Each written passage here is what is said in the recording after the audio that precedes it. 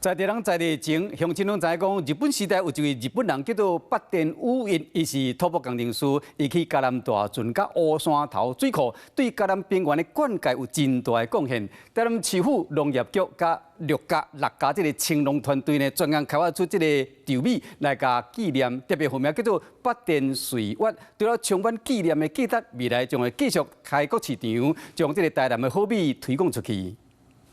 为着纪念八田武一过身83周年，台南市政府农业局和六甲区公所、六甲区农会，佮有六甲青农团队同齐合作，开发出纪念米。过去我们都一直在推动台南的农产品、水果甚至台湾雕等等。但是在米的部分，我们特别向各位好朋友郑重的介绍我们最好的台南良质米。八田武一是嘉南大圳和乌山头水库的 建造者为着纪念这位推动农业现代化的重要人物，特别发表八田米，未来嘛准备进军到日本，推广到国际。除了好吃之外，它也是一个我们的一个台日友好、友谊的象征啦。记者会现场嘛推广米，佮有草菇等等的产品，展现地方农业的活力和特色。